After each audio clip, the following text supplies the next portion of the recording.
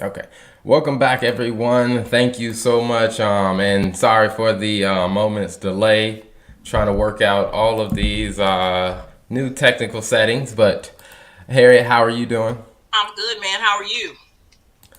I am doing well. Good. Busy in that mode of running errands for this Europe trip. It's one Uh-huh. of those things.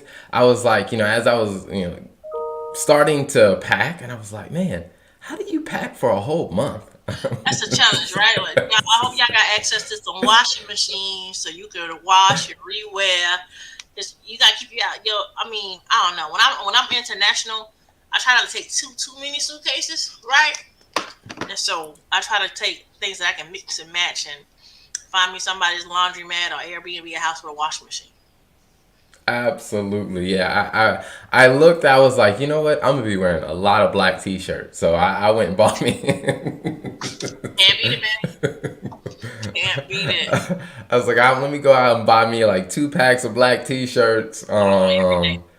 Yes. Put on But every. I am good though. Just running some errands, getting all that stuff straight. But it was good. And then yesterday I did practice again, taking my Sunday off, I and saw your I video. You was in your backyard. I was out walking in the front Oh, area. cool, cool, cool. Yeah, it definitely. One of the things that I find is good about taking that, at least one day off is it gives me time to reflect and think on some stuff.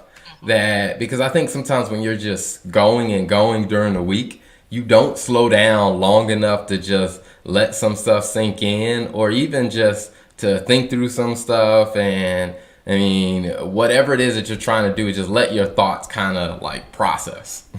You need that time. I seldom get it. So my niece and nephews are on spring break this week, and so I'm in auntie mode. We go on an adventure tomorrow. We're flying to DC, and so we're gonna do something educational. I've been wanting to do the Smithsonian's Museum of African American History, and so we're gonna go do all those things. I don't know how much rest I'm gonna get with 3 kids, but we gonna try it. I tried to like clear work schedules and stuff, but some things I just couldn't get out of. So I know I'm gonna be in some depositions, and we'll see what happens, yo. I pulled in one of my little cousins yesterday. I was like, yo, what you doing the next 3 days? Come to DC. She thinks she gonna watch these kids, so I can work. But it's all good. So I say that to say I need to find the time to unplug. I've stolen your Sunday mantra. Thank you for that. So I didn't for the last 3 Sundays. I've not done any legal work, and Okay. it's been good. Like I go to bed, I wake up refreshed. I can think. So it takes 21 days for something to become a habit. So 3 weeks is 21 days. I'm hooked. So I'm gonna keep doing it. So thank you for inspiring me to rest, to take the time to unplug. And like when I start on Monday, I find that I don't miss the 6 days is better for me than the seven when I take the one day to rest. And isn't that like God and His infinite wisdom to give us the blueprint? I just needed to follow it. So thank you for letting me follow it.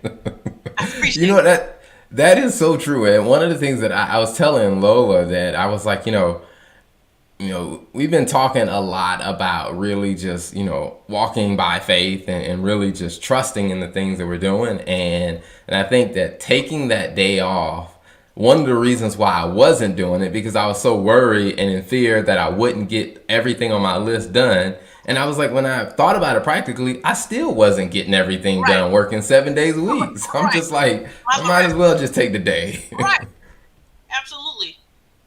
Yeah, Yeah, so it's definitely been a game changer. thank you for that. I'm serious. Like when we started talking, I started doing it. I feel the difference, and I'm more productive in the other 6 days. I'm getting stuff Yeah. accomplished now that I'm trying to get up to 2 or 3 months ago. So thank you for that. You are very welcome. You are very welcome. Now, one of the things that it also gives time for is for everybody that's tuning in, time to think about different topics, reading different posts. And there's a couple Facebook groups out there where people post questions about, church administrative things. And which is part of the reason we started the show because you don't know what you don't know. And one of the consistent themes we have seen is that, for churches that are part of a more longer standing established denomination, those churches tend to have some structure handed down to them, and they tend to have some structure, provided. Now, there still may be some gaps in some open questions, but then you have some churches who aren't part of a denomination and they're just kind of learning it as they go.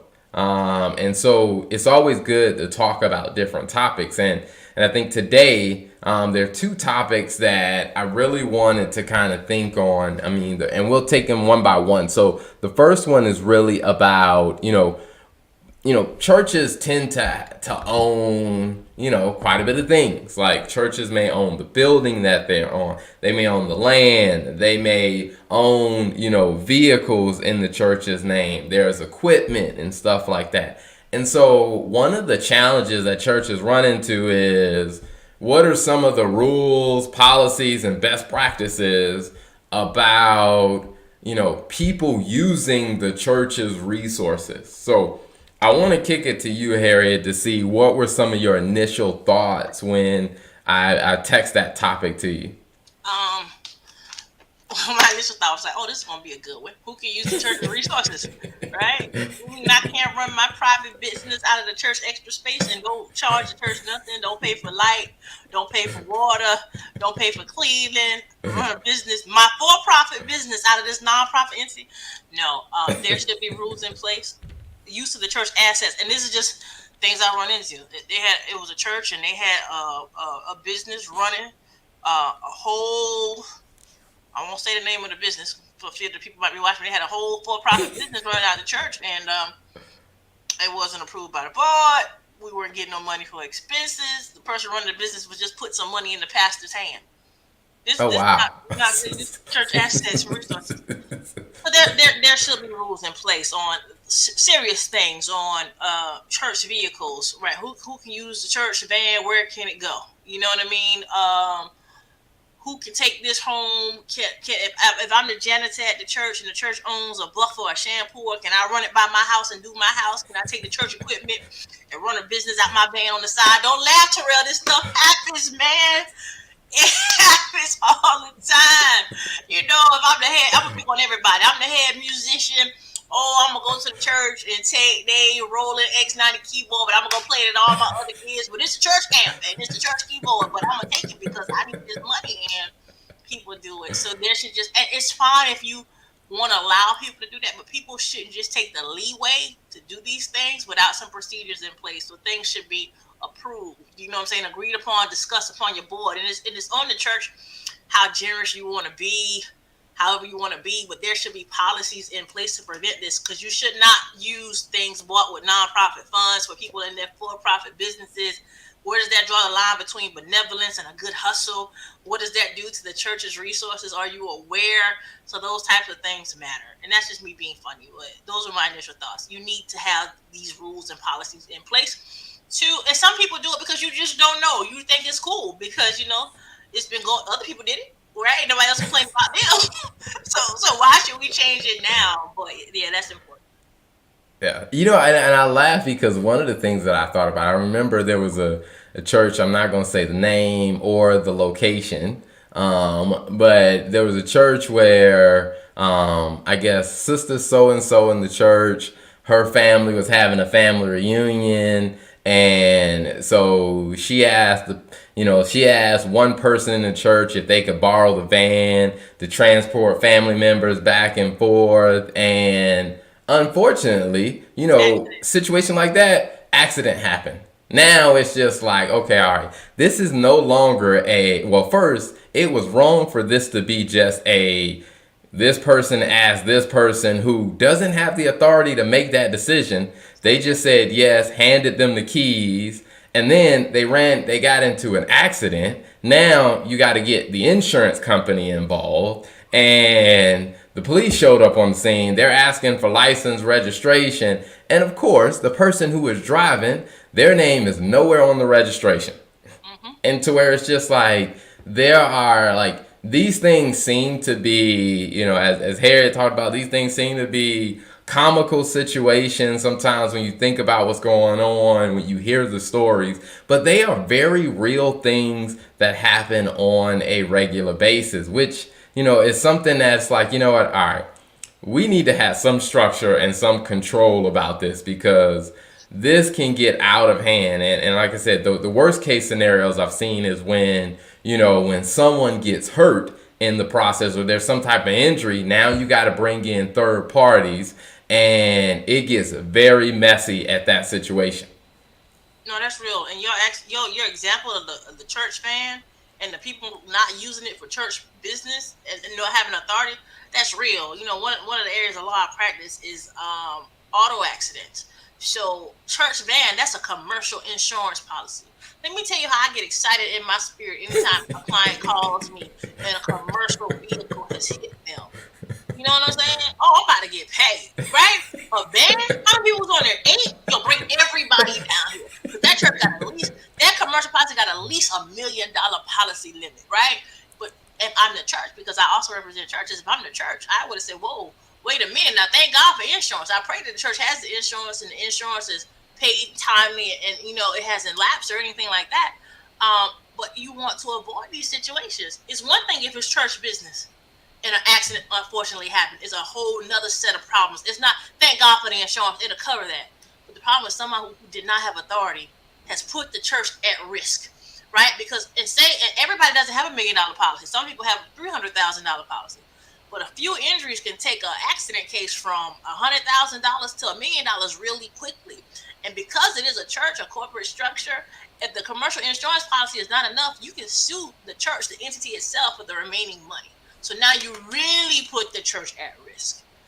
Or for somebody thinking, oh, it's not a big deal until something happens. And so we have to be cognizant and mindful of that. You're not trying to be mean. I tell churches now, even with that, I tell churches now, the ones I advise, when you are transporting passengers, children, I make them sign a waiver, like a permission slip, to ride on the church's van so you won't sue the church if something accidentally happens. Not beyond the church's insurance, because everybody does not really love God. Some people looking for a get rich quick scheme, and they will sue the church. You know what I'm saying? So I make my church.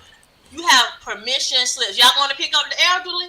Have them sign these waivers that you want to ride the church van, that you are, waiving any liability the church does beyond a negligent thing limited to our insurance, because I have just seen some crazy things in the church. Yep. That's a good point that you bring up because a lot of people, prior to COVID, and I guess some may be going back to that, where they do a church pickup service. Mm-hmm. And I think there are a lot of churches that probably aren't even thinking about the possibility of having the people sign a waiver that they're going to pick up. It's just they just like, hey, we're just trying to get the people to the building. They go pick these people up, and it's just like there are some legal liabilities you have just exposed yourself to that can be avoided. Right, just for You being just nice. got to think about it. That's right. And I say that from the pickup because a lot of the larger churches, they have shuttle services that go from the church parking lot up to the front door of the church because the church is so big, there's many people.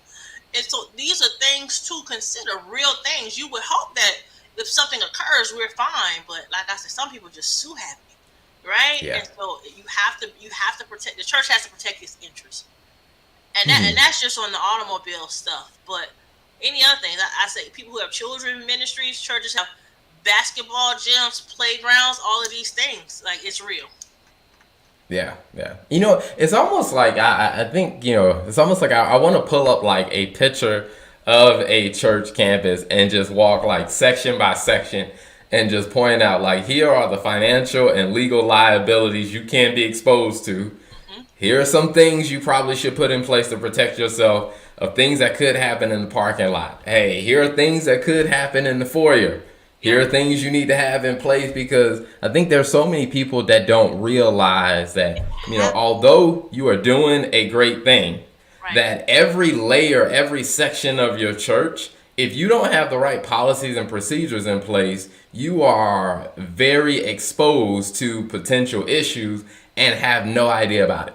Can I talk on something else since we're on the liability thing? I Yes. see a lot of times with churches, this is another issue I see with churches. So you may have the liability insurance, but is it clear in your church policies? What's the procedure and process when somebody is hurt? Do you have an incident report form? right? If they needed medical attention, did we call 911 or follow up to make sure they saw a physician or a doctor? I find that a lot of churches, when people get injured in the church doesn't handle it well. Somebody gets hurt, they call in the office. We chasing them down for insurance. I got a church right now. A woman went to a church, slipped and fell at a church. It was an issue there. She doesn't want to sue the church. She just called the deacons, had to go to the hospital, had to have some surgery.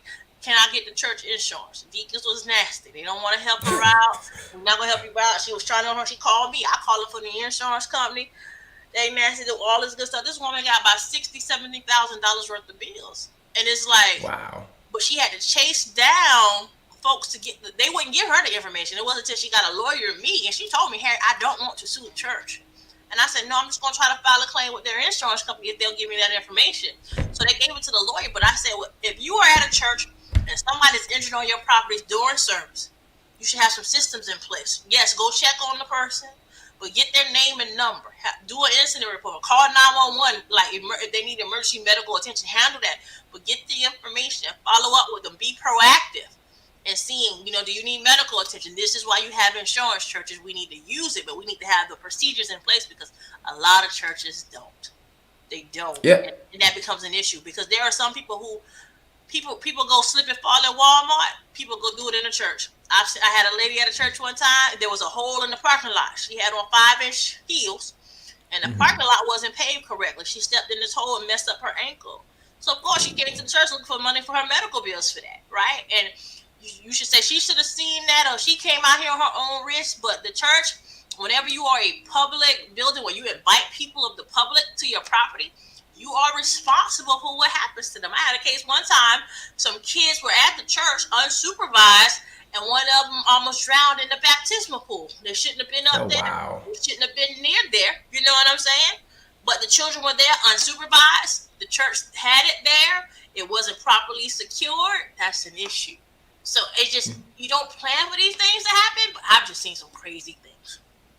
Yeah. Yeah. No, I mean, I can imagine. I mean, it's one of those things that I've learned from working with different churches about, even as you mentioned about like policies, like if someone gets hurt, is do you have people that know what are the steps we need to take? Like if someone, I mean, now, best case scenario, you have, someone, in the medical field in your church that can probably advise or give you some insight. But I think that's where we talked about going back to your board. Even if you don't have, let's say, a doctor or a nurse or medic in your church, to where maybe someone on the board can reach out to a doctor or a nurse and just say, hey, or a lawyer and say, hey, we need to understand what procedures do we need to have in place when these type of things happen, because it really does come down to, being able, how you respond to those situations will definitely matter in the grand scheme of it.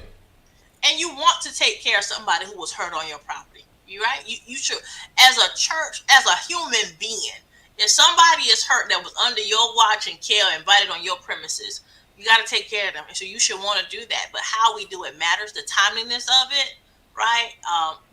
Just deal with it. This is what, just pay insurance. If you have insurance and your premiums are paid, they will cover these things. Now, if you have in these churches, you don't have your insurance paid, and that's another issue. You know what I mean? But you want general liability insurance. I think we talked about that in maybe one of our first or second segments. But you want to have these things in place because accidents happen all the time.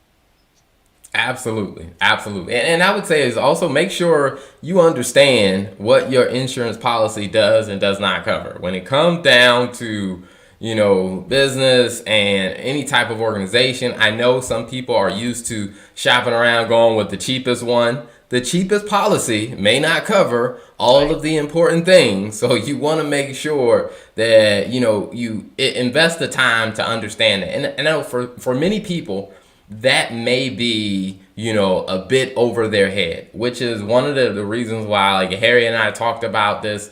And I tell, even in my accounting practice, I tell people is, if you are going to start a business, you may not be able to afford to have somebody on your staff that has, legal or financial help, but at least pay a fee to do some consulting, and that way they can lay out a plan. They can give you assessment and say, hey, I have I can spend a couple hours. Hey, I've assessed this. Here are some things that I see that are obvious things we need to address. Here's some guidance on how you can get some coverage for these areas. So I would say, at a minimum, pay a lawyer and an accountant to do some consulting to at least point out the things that may be in your blind spot, because it can get very ugly and it can get very distracting from the mission of the church if you have these type of situations. Because as I think back to that situation where, the lady borrowed the van from the church, this one deacon gave her the keys. I mean, it started an issue, because then when it got back to the pastor and the rest of the leadership team, the questions they were asking, they said, well, who approved for her to have the van? Like, we didn't approve. And the one deacon that gave her the keys, he was like, well, he approved it. And it started tension between them. And then the person in their family, their family who weren't members of the church, started seeing the infighting and stuff like that, and it discouraged them from even wanting to join any church, to where it's just like all of that could have been avoided. Right. And you made a good point. How we conduct and handle ourselves, the leadership, the people in the pews are watching. You cannot teach godly principles to people and don't live them. So you don't want to mess up anybody's walk with God or faith walk, because you talk God, but you live very different, right? So, you got to do things decent and in order. That's somewhere in the Bible, right? So divine order is real. Order in your church needs to be real. Part of that is these policies and procedures. You need to have them in place so they can be ready when needed and being implemented every week, day in, day out. Absolutely. Now, one of the things that you mentioned, which, I laugh because I'm like, I've seen that happen before, is when it comes down to musicians and using the church's musical equipment. Oh, that's real. That's so real. I used to be a church. A lot of people don't know this. I started playing music in churches when I was 13, okay? And I played in churches when I was 13, all the way through college, so about 22, 23. And I would leave, especially when I was in college, because I was playing at a church that was about an hour and a half, 2 hours away from school. I would leave my keyboard, amps, and all of that stuff in there, because I'm staying on campus in the dorm. So when I would come back on Sunday mornings, it would be there. And so I guess there was some other musician who came to play like midweek service, and I came till Sunday morning and my stuff was gone. Oh, so-and-so used it. And I'm looking at the church like, that's not even y'all equipment. That's mine. Y'all got this man out here gigging with my stuff. He coming, my amp blown. This ain't right. Bruh, I'm talking from experience, right? And they just take the church stuff and be out. It happens. And I think that's one of those things where I tell people, the music, and also I've seen it in the media where someone so-and-so wants to borrow the camera from the church or whatever. And one of the things that I tell people is, as your church grows, some of the equipment that you have, it gets a bit more sophisticated. So you just can't have any and everybody using it, because if they mess something up, one of the things that people do is they come back, they bring it back messed up, and they say, oh, I'm sorry, this happened. And to you, the person who actually has to use it for what you do in the church, you're looking like, your apology is okay, but I still need this fixed. Like, your apology isn't fixing the problem. And I think it is a general policy that I tell churches to have is you need to have very clear definition of that. One for musicians is this equipment does not belong to you. This equipment belongs to the church. The church has purchased it. We are allowing you to use it for these types of things. Now, if it's anything that falls outside of that, like the church has to either give special approval, or the church is just going to say, like, no, you cannot take our keyboard to go play a gig at somewhere else. Don't do it. Don't do it. And you're right about the cameras and stuff. And you said something. The person who came back and told you that was broken, that's a good person, because most people are just sitting there. And then it's Sunday morning and it's time to live stream and go live. And we don't even know it's broke till we cut it on that morning and it ain't working. And then it's, oh, so-and-so had it doing his wedding the other day. What? That's how it happens. I'm only talking about black churches churches I've been in. I can't talk about nobody else ethnicity church. I'm talking about my churches I've been in. I've seen I will say I've seen and I've heard. I've been in black churches. I've been in predominantly white churches. I've been in mixed churches. And these problems just continue to pop up. I mean, where I've seen it happen is, they get ready for the live stream or they get ready for the service and they're like, go to camera 3 and they click the button and camera 3 is not there. And they're like, where is the camera? And they're like, oh, so-and-so took it to film some. They were trying to save some costs on their wedding, so they used the camera. Did they not bring it back? Oh, and it was just like, this is a mess. Like, that camera was bought to support the actual service, not to be lended out to help people cut costs on their weddings and stuff like that. I mean, and when you mention about weddings, and I mentioned it as well, is one of the things that I think that I see a lot of churches have some challenges with is weddings and funerals. Is when who has the right to approve the use of the church for those types of events. And I've seen some churches that they have no kind of policy and procedure in place on how those things get approved. And sometimes, it's just a little hiccup that they can talk through and work through. And sometimes, unfortunately, I've seen some churches where they got double booked because they didn't have a policy for approving that. So now this person thinks they're having a wedding here. This other person thinks they're having some type of church ceremony or church service there. And it's just like, this is going to be a mess. Like, what have you seen when it comes down to like actually renting and using the church facility? I've seen it done well and I've seen it not done well. You need to have a facilities use person who's in charge of the calendar, the rates. I've seen favoritism, charge so-and-so, we don't know them. And I've seen, oh no, don't charge them, that's just the so-and-so. So I've seen it been, not necessarily equitable. I've seen a whole lot of things, but the best thing to do is have a facilities use policy, right? Member, non-member, price rate, whatever. What are your requirements? Insurance, block out the church days. What takes priority if it's an emergency for the church? And if you already have something scheduled, how do you handle that? Everything we've been saying, you need a policy so that it's the same every time and there's no gray area. Policies and procedures, y'all, prevent the chaos if they are well written and complied with. And so Terrell and I stress them, but you can avoid a lot of the mishaps we see in churches if you have good policies and procedures, a strong board, and you guys implement these things, meet and follow them. Yeah. Absolutely. And one of the things I'll say too is, when it comes down to renting out the church's facility, I know there are some churches that have an issue with charging, or some people say that, hey, we shouldn't have to charge. And one of the things that I've told churches is, that is the decision of your leadership team. But I always tell them, do keep in mind, when you open the doors of this church for a non-service related, situation, like, do realize when you cut those lights on, you cut that AC and that heat on, it is costing the church something.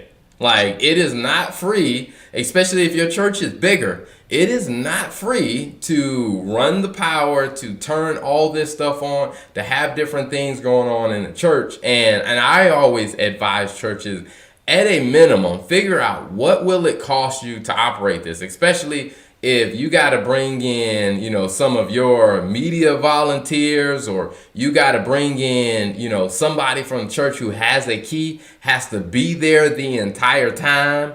Then you got to pay for people to come in and clean up. Like that, although those people may be volunteering, when they sign up to actually volunteer in those areas for the church, they didn't sign up to volunteer for everybody else's wedding and all that stuff. This is extra stuff that you're asking them to do. So I always advise churches is to consider, how much is it costing you to operate your building during that time, and what is the inconvenience that you are putting on your volunteers, and then strongly consider what are you going to do to compensate them for that? Because those people are dedicated. They show up when you guys have, whether it's your end of the week, your midweek, or special services. But now you're asking them to give up more of their free time to show up for something that is not even church related. And that is something that you should really strongly consider, the burden that you're putting on your people, and really think about, like, should there be some compensation for them doing this? And the people who want to use a facility, I would say, and I've had a wedding before, Harry's had a wedding before, and one of the things we can tell you is when you rent a hall that's not a church, like, you ain't getting it for free. Oh my God, I believe that. Yes, I did. Yeah.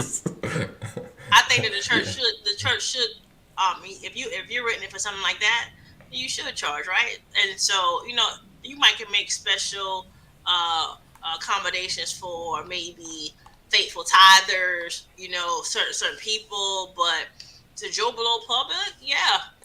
Like Terrell said, I got an event space. The lights bill in that joint be running me $2,000 a month. Air conditioning, I got 6 units out here. Yeah, somebody gonna pay me, run me my money. So you need to run the Lord his money, okay? You know how the church, we ain't got no money over there. Yes, pay these people. It needs to be clean. You know what I'm saying? In the COVID world, I'm cleaning and paying for disinfectant spray because COVID is still real. So yes, you should treat it like a business. Treat it like a business. Absolutely, absolutely, and ultimately the thing is really, as we've talked about, like, from using the church's assets, it's having some policies and procedures in place so we can avoid the types of legal and financial and just the emotional issues that tend to distract organizations from focusing on why you even started the church, why the church even exists. Like, you don't want those administrative things to distract you from actually having a impact on the community and an impact on the people. So we definitely hope you guys enjoyed today's conversation. But before we wrap up, Harriet, was there any final things you wanted to say on that? No, man, you did it all. Like you said, all of this stuff can be a distraction. If you can avoid the distractions, let's eliminate it. And if you are a church, if you guys have questions about your policies and your procedures and how you can do it, and like Terrell said, if you can't afford a lawyer, I'm gonna put myself out there today. Call my office. And so we can do a consult. I got some boiler information that I can just send you to get you started. We are here to help. So if you don't know where to start, Harriet and Terrell, this is great information. Feel free, hit me up. You might not talk to me, but I'll tell my girls in here, so and so might call. This is what we're offering. All right? Just want to be a blessing today. Awesome. Well, until next week, you guys have a good one.